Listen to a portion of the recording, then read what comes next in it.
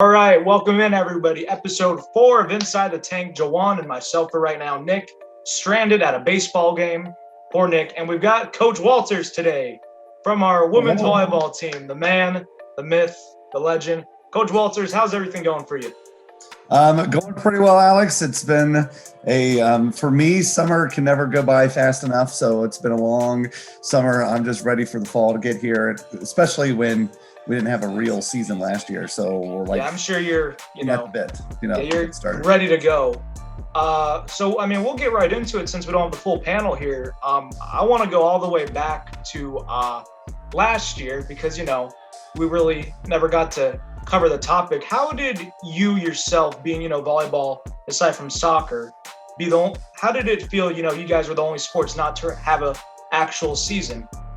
There's an asterisk by those few games you play, but what was it like not to have a season at all for you guys?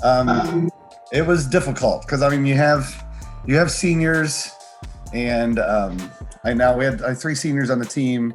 One of them's actually coming back to use the extra COVID year, but obviously 2 of them were finished, Emma Pieper and Lily Turner, and that makes it difficult, especially when you see there are other conferences around the country that are actually competing and having a conference schedule and doing that stuff. And we knew we were capable of doing that, but it was the conference was having a difficult time coming together on coming to a plan. And, when you have 11 schools that are all kind of similar, but they also are in for their own interests. And some of schools were, I would say, a little bit more COVID scared, I guess, maybe, than others. We were very thankful to have Dr. Schwinn and Courtney Lovely Evans, who were fighting for us in every way, shape, and form to be able to play.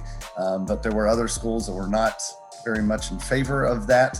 And so it made things very difficult, because especially when your team is looking around and they're seeing, there were probably, I think, about 16 of the conferences that actually had a volleyball season last year. And also when our girls are looking around the entire state of Florida, the FHSAA was playing, club volleyball was happening, like everything was happening. Even the Division I schools were all playing, except for the SSC. And it was like, what is going on? So it was frustrating for the team. But we were very thankful that we were able to get some competition in, even though it wasn't really the full season that we would normally play and the full slate of games.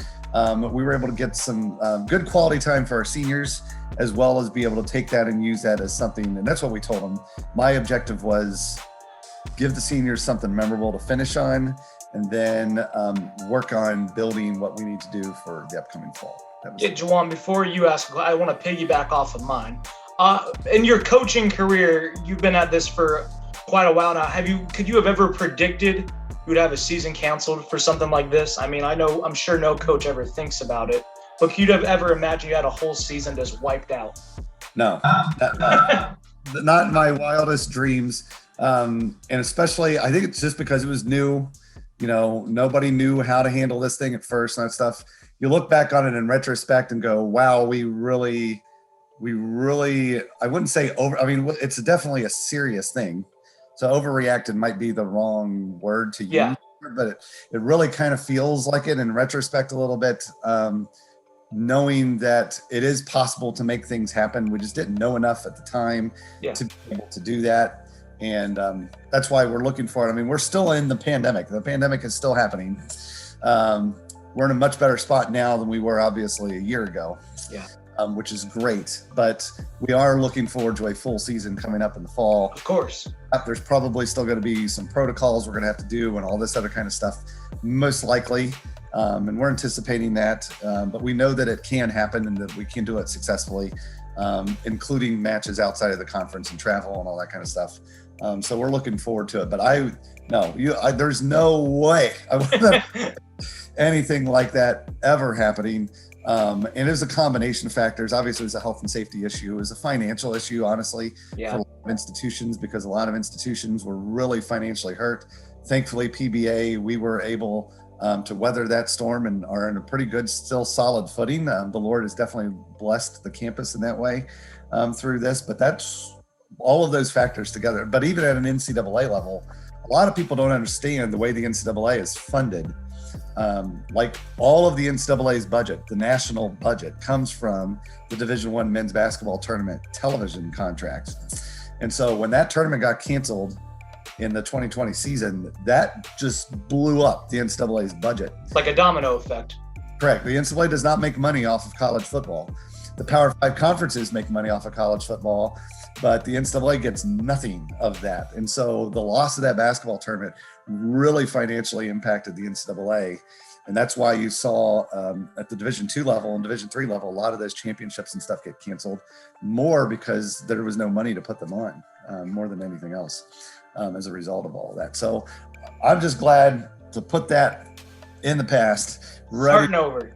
So we're like pumped up for what's getting ready to come. So. Awesome. Jawan, what about you? Hey, Coach Walters. My name is Jawan. Nice to meet you. Yeah. I just have a quick question. So just piggyback on what your first answer of just take us back to that spot of, like you said, like your team and everybody's looking around like, okay, like, you know, FHSA, is it right? They're playing volleyball and stuff like that, looking around different conferences playing volleyball, and they're not able to play a team full of competitors that want to go out and compete and win. And what was your role in that of trying to talk to your teammates and trying to basically, like, I wouldn't say calm them, but how did you talk to them as far as like, hey, like other teams are playing, but you know, like this difficult situation of not playing when everybody else is playing, what it looks like essentially? Yeah, good question, Joanne.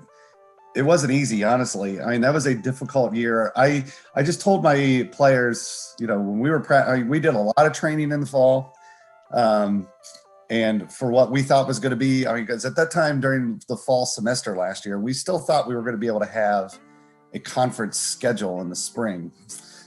We knew it would be limited, but we still thought we were going to be able to do that. And so there was a lot of training getting ready for that, because we know, the national championship tournament was canceled. We knew that was going to be there. We also knew the AVCA, the Volleyball Coaches Association, was going to put on a Division II championship. You know, the team that won that tournament is talking about themselves as national champions. It was an invitation. Asterisk mark. Yes, the coach of that team's a good friend of mine. I mean, I would do the exact same thing if we had won the tournament. I was even trying to get us to host that in West Palm Beach, because I'm like, well, if that tournament is in West Palm Beach, then they have to let us play in it, because it's going to be in my thinking.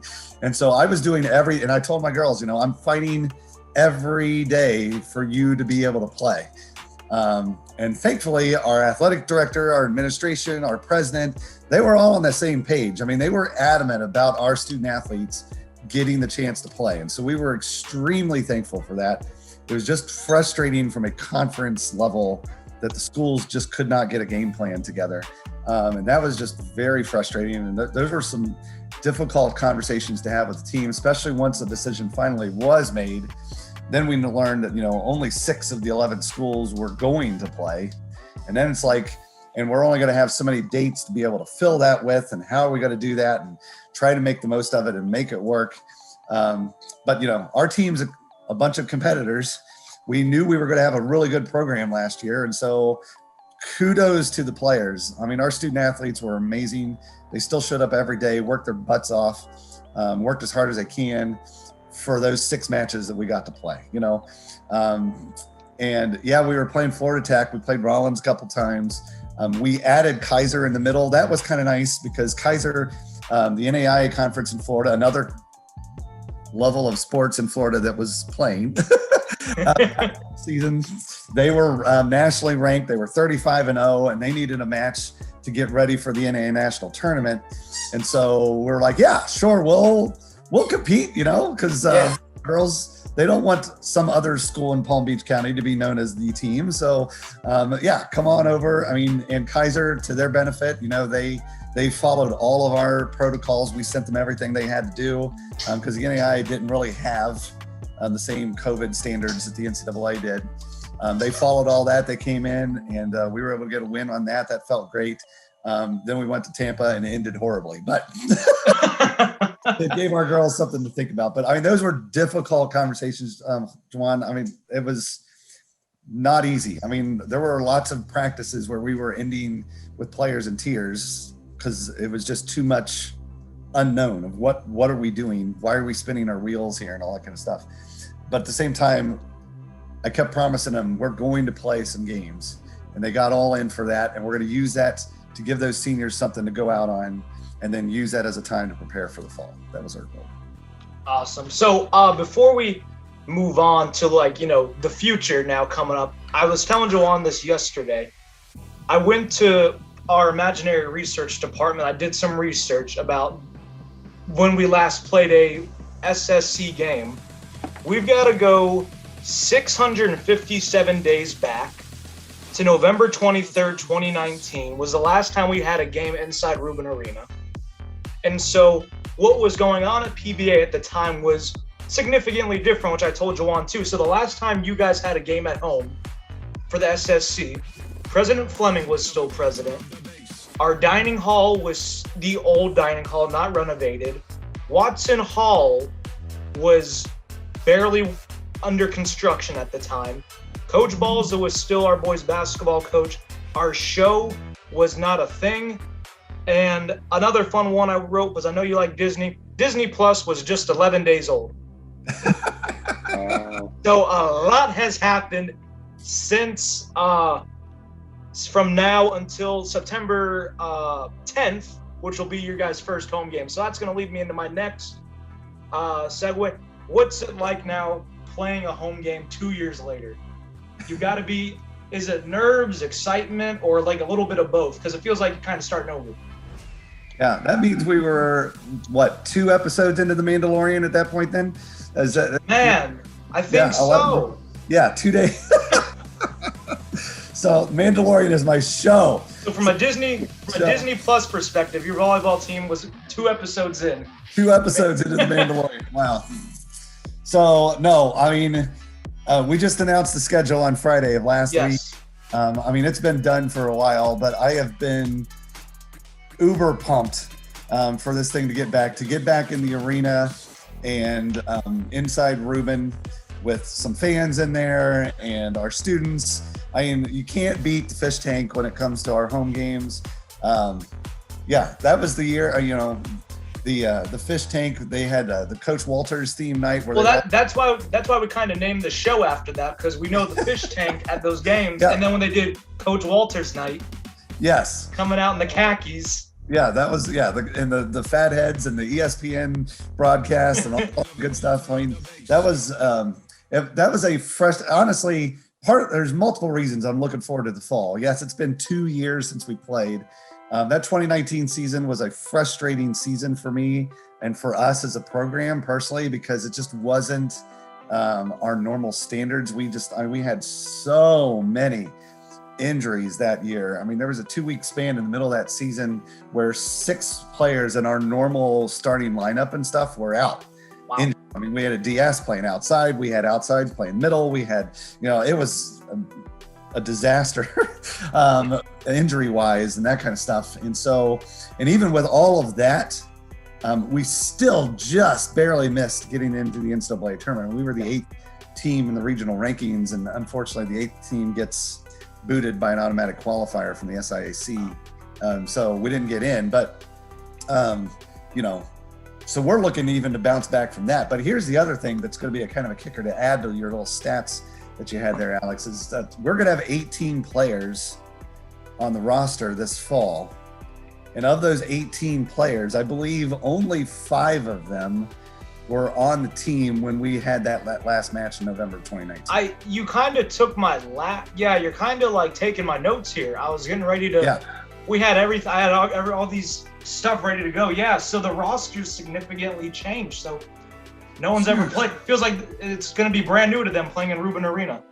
Yes, and that have no idea what it's like to play in a home PBA match. Especially on a Friday night. Yes. Now, some of them played, obviously, in those couple of home games we had in the spring. That's not the same. I mean, it was not, those were more, they felt like scrimmages. We tried to make them feel as game-like as we could. But, I mean, the senior night that we did, actually, some of the families got to come in and that kind of stuff. So, but there was no student. There might have been a couple students that came in on a couple I think we broadcasted it. We were the only students. I think we were the closest to students you could get. So we didn't have that normal atmosphere. And so, so of our 18 players, only 5 of them even know what that looks like and what that's seen. Now, not all of them are going to be new. I mean, some of them were with us last year and have been training and all of that kind of stuff. But the team that takes the floor when we host the Hyatt Place Bash at the Beach at second weekend is going to be, there's only going to be a couple familiar faces out there that people that are traditional PBA volleyball fans will recognize. I mean, they'll recognize Jazz Schmidt, they'll recognize Anna Gregerson, and there's a few like Allie Smith, that kind of stuff. But there's going to be a lot of people that are going to be like, who is that? Who's that? Who's that? Who's that? A lot of people are going to be asking those kind of questions. But the cool part about it is talent-wise, I honestly believe this team's going to be one of the most talented teams PBA's ever had. We're just going to be there's just a lot of new faces, and they're not all freshmen. A lot of them have transferred here. There's it's a very good mix, and we're very excited for it. But that's another reason I just cannot wait. I cannot wait to get into Rubin Arena and for that tournament. It's going to be a good tournament. We've got great teams coming, and so it's exciting. Yeah, so September 10th. We're looking forward to it. Juwan, what about you? Oh, Coach, you just touched on it. So you can imagine, you said like 14 new faces out of the 18. You can imagine COVID had that impact on a lot of the teams that are in the conference that you usually play. How are you going about going into the season? It's fresh, it's going to be new, crowd and everything, but just going on the road and seeing different faces of familiar foes that you face. And how is that exciting for you to it's like you got to go overtime and scout and figure out who they have as far as recruiting wise or transfer wise? And how has that been for you in the process of trying to gear up for the season and be prepared up against these familiar foes, but got to be a lot of new faces throughout the conference? Yeah, I even, there was a quote of mine in the press release for the conference schedule on Friday, and I mentioned it in there, but I honestly believe this upcoming season in the SSC is probably going to be the deepest that it's ever been. Typically, you've got 3-4 big dogs kind of at the top: Tampa, PBA, Florida Southern occasionally, St. Leo occasionally, that kind of stuff. The 2019 season changed things around completely. Yeah, Tampa was still there, Barry was still there, but Nova didn't make the tournament, but they were the hottest team in the conference at the end of the year. They got a new coach. That 2019 year was his first year. He's doing phenomenal things there. Lynn ended up being the best team in the conference and took everybody by surprise. They're still going to be really good. And the other thing about this is how COVID is going to impact this upcoming season is with that extra COVID year of eligibility and what that is doing with teams. For example, Tampa, we were stoked because Tampa's best players were all seniors last year and was going to be graduating. Now, they're back. A lot of them are going to be back. Plus, you've got the transfer portal was like just like going at the, you ever go to the carnival and you play that dart game where the balloons? With the balloons. You know what I mean? Because there's so many balloons in there, you throw till you win. You're guaranteed to win, whatever, because there's balloons up there. That's kind of what the transfer portal turned into this offseason, because you had so many of these players that were wrapping up their undergraduate degrees. And I'm talking about big Division I players that were wrapping up these undergrad degrees at these big D1 schools that have this extra year of eligibility now that they can use towards grad school, and they're all in the transfer portal. I mean, we had players from the University of Michigan, from Clemson, all these places on campus doing visits, interested in possibly coming to PBA and all of this kind of, and I remember talking to Coach Casey, my assistant. I was like, if we're talking to these kids, all these other schools in the SSC are also talking to these kids. So there's some really high level talent that only has 1 year of eligibility left, but they're coming to a lot of Division II schools, not just in the SSC, but across the country. And I honestly think the level of volleyball in Division II is really even going to pick up even more than it has because of all these transfers that have come in just for 1 year. But it's going to be amazing. And I think the SSC is going to be incredibly deep. I think there's going to be a legit 8 or 9 teams that have a legit shot at competing for a conference title and a regional championship. There's no doubt in my mind. It's going to be a free-for-all when it comes to this stuff. I mean, Tampa's still going to be really good. Florida Southern's got some big players coming in. St. Leo ended up going on and winning the regional championship that year. Lynn's got a lot of their players back.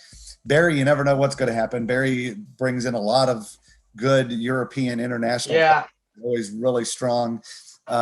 Nova is going to be phenomenal. I think we're going to be really strong.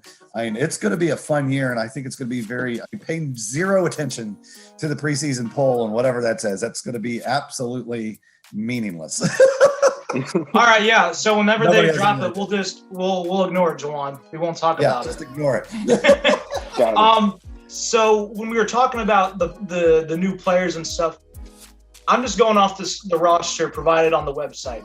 7 new freshmen joined the team, if the website's correct, which I trust Cole with all my heart. That there's 7 new freshmen. I'm trying to word the question right. Are you excited to have 7 brand new freshmen play, or are you gonna let them kind of develop with the seniors? Because it's a pretty young team.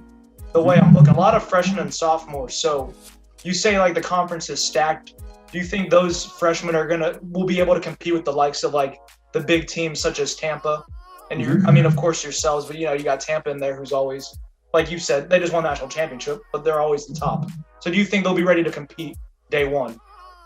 I believe so, because we've put a ton of work into this class. This class is our baby. I mean, this is kind of, since I've got here to PBA, I mean, I've had some recruiting classes, but it's been kind of a mixed mash of. So this is your first class?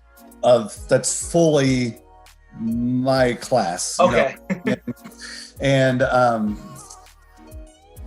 mean, they are coming from very high level programs. So I mean, there are 7 freshmen. One of those is actually technically a transfer. I saw that, but I just wrote freshman. She graduated high school early in December last year. Oh. And enrolled at University of Alabama, Birmingham in January, and then transferred to us after that semester. So she hasn't played any games yet, and it would technically be like her fall semester freshman year anyway, this fall. So, but she's actually one of the better players from out from the state of Alabama. It was interesting because now that we're all finally allowed to recruit again in Orlando, and my assistant, Coach Casey, knows the coaching staff from Alabama because she used to be at the Alabama. And they came up to her and they're like, "Oh, you guys got Mary Morgan Formby." They're like, "Oh, we loved Mary," and like Alabama's staff, Power 5 school, is excited that we have signed Mary Morgan onto our team. That's got to be a good sign then.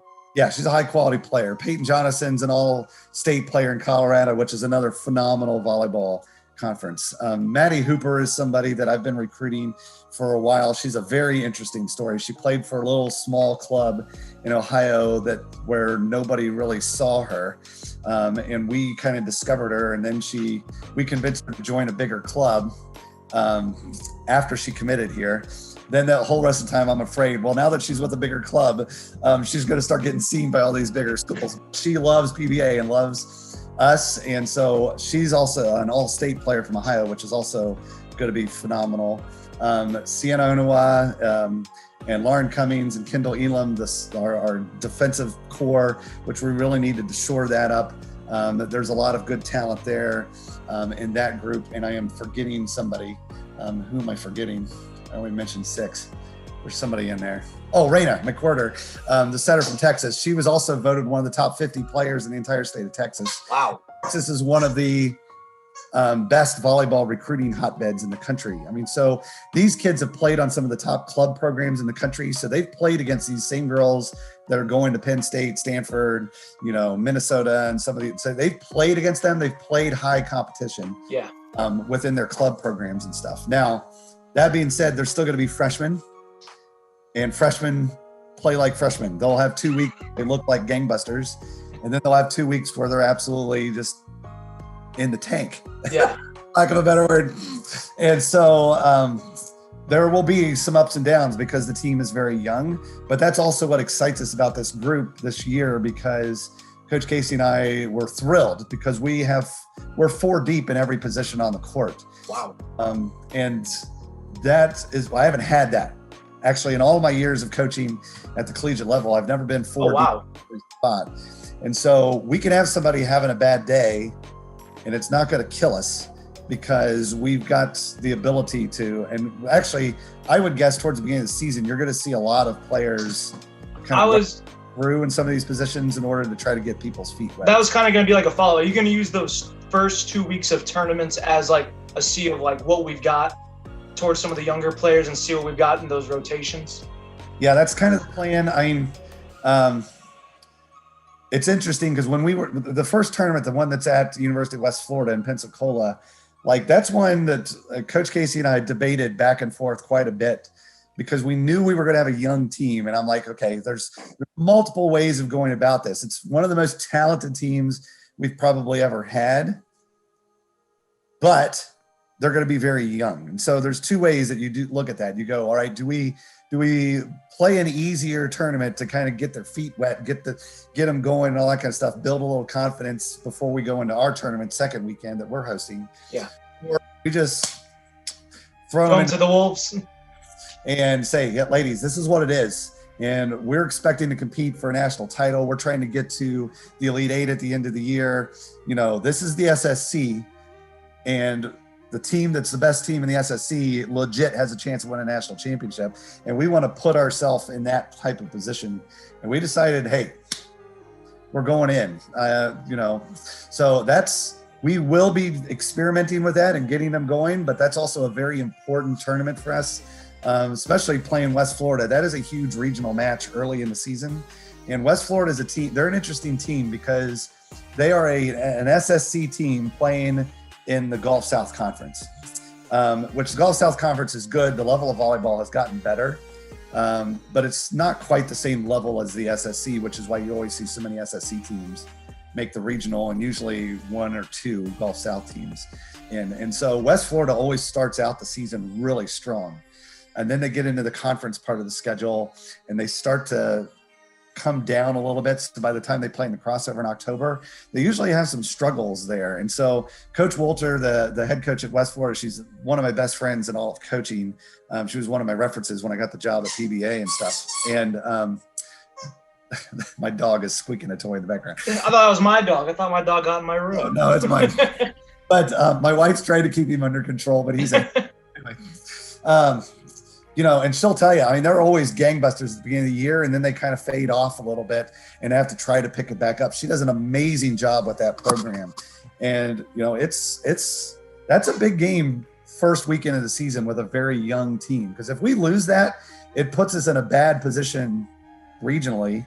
And it also hurts the rest of our conference because we are the SSC team playing against West Florida. And so West Florida gets a win against us. That actually starts to hurt some of the other teams within the league stuff as well. And hurt them either. So, but we were like, hey, let's go for it. If for some reason we don't get that done, maybe we'll play them again in the crossover and we can get a rebound off of it or whatever, even though we're going to be very young. But heck, I've always kind of believed, look, we got to go all in, schedule as tough as we can, show them what it's going to be, and then just go for it. And I honestly believe we've got a team, especially with the leadership that we've got. I mean, Jazz is one of the best players in the country. I was going to ask about the seniors. How are they going to play a role this year with you? Having Allie Smith back this fall is going to be huge for us just because she is such a workhorse. And I mean, she came back to compete for a national championship. I mean, she is here to do that. That's part of the reason she's here. She is motivated for that and knows what it takes. I mean, those are players that know what it takes to have success within the SSC and within the regional and stuff. So, and I believe they've already adopted these new players. We actually have a lot of them on campus the last couple of weeks because we were doing camps and stuff, and they're all working camps and all that kind of stuff. And you can already see how the upperclassmen are leading these new players in. They're all bought in. The culture in our program is the strongest I've ever seen it.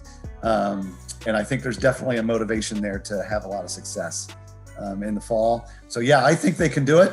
I do believe we'll probably have a little bit of this, especially early on, but if we can work that out before we get into the conference part of the schedule, I think we'll be in pretty good shape. But it's going to be a fun fall. I mean, SSC volleyball is going to be a lot of fun to watch, I think. Yeah, this sounds really exciting. Jawan, we've got under 10 minutes. Zoom just gave me the warning, so we got to start wrapping up thoughts here. So, Jawan, any last things? Any final questions? Well, one of the final questions I had, you said this is like your baby, the recruiting class. Can you touch on, and it's crazy and was very interesting that you feel you could tell just the way how you talk about them, the incoming freshman class, that you feel very strongly about them, very confident, even though saying that they're young and they'll, have their ups and downs, but you're feeling really confident about them. How was recruiting during the pandemic? Like, can you take us behind the scenes in that? I know we talked to Coach Reedus and Coach Chris about it, but they've done a good job under these circumstances of these COVID restrictions and everything that's going on with the pandemic. But take us through your experience about how you recruited during this time during COVID. Yeah, the good part about where we kind of were with everything is volleyball works pretty far ahead recruiting wise and stuff. So most of those freshmen that are coming in fall, they were already committed when COVID had struck and hit. Now the transfers that came in and all those new people and the other new faces on our team, like Elise Cundiff and Grace Talbert and some of these other people that they're not the freshmen, but they're still playing their first season for PBA. I know those were obviously different situations. They transferred in from some Division I schools and stuff like that, and that type of thing. It's really impacted more the 2022 class and the class we're working on in 2023. The one advantage that Coach and I had, because the club season is when recruiting happens in volleyball, which basically runs from January through July, so during the spring. We were restricted from the university standpoint in terms of travel and stuff, but Coach Casey and myself both coached a club team. So if our club team was playing at a tournament in Atlanta, then I was still able to go watch recruits play and stuff at that tournament, which was kind of nice because of the way the Division II rules work and all that kind of stuff. I actually was one of the ones that fought to get those rules changed a few years ago so that you could coach a club team and recruit at the same time and stuff like that. So that worked out pretty well. And a lot of these club volleyball tournaments this year, we're doing the Baller TV live streaming thing. Worst way to recruit in the world. Horrible. Because especially when the Baller TV camera's on one end of the court and the girl you're wanting to watch is on the opposite side of the court and you can't tell what the numbers are, all that kind of stuff. I hated it. So when we were able to see recruits in person, it's like, oh, this is so much different. I mean, players look so much different in person than they do live streamed. I mean, somebody was talking about, well, maybe administrations are going to make us do it this way from now on because it's cheaper, and I'm like, please, Lord, no, because you cannot get a good evaluation. I cannot see their facial reaction when they make a mistake or when their teammate makes a mistake. I can't see how they react when their coach is coaching them on the sidelines, how they react to the coach. Can't see any of that kind of stuff on a live stream thing like that. It's horrible. And much better in person. So it did impact their 2022 class. Thankfully, we've got 4 girls verbally committed for 2022 right now. A couple of them had committed right before the pandemic hit. And then a couple of them, literally, it was via video. And thankfully, Division II did not do the craziness that Division I did with that dead period that went the entire school year. Division II, we were allowed to do visits. So we were still able to have kids on campus on unofficial visits and show them around and all that kind of stuff, which was a huge benefit. And that's how we got a lot of those verbal commitments with that group. But that's another good class that we can't wait to tell everybody about, but we have to wait till November to do that. So. All right, so Jawan or Coach Wall, any final thoughts before we turn off the recording? Any last words? Jawan, you got a hot take for volleyball? No, I don't have a hot take. This is a team that's always looking to compete to the national championship and always have those aspirations. But no hot take. I'm just excited. I'm just excited. We got a lot of answers. We got a lot of questions answered, Jawan. Oh yeah, for sure. This is very thorough. This was a good Zoom, despite only having 2 of us. Absolutely. This was a good show. I'm just excited. I'm sorry. Go ahead, Coach. No, I try to be informative as best as I can. No, yeah, you very informative. I learned a lot of stuff, and I'm just honestly, frankly, just excited about this season and Same. to see how you guys, especially early in the season, see how you guys develop and come together. It's going to be really exciting. So yeah, that's. I feel like anybody wants. Yeah, that'll be key. So first practice is officially 4 weeks from today. So wow. So yeah, we are thrilled. We're chomping at the bit. Cannot wait to get started. So and then I'm currently learning with TJ, with the help of TJ, to do a little bit of play-by-play.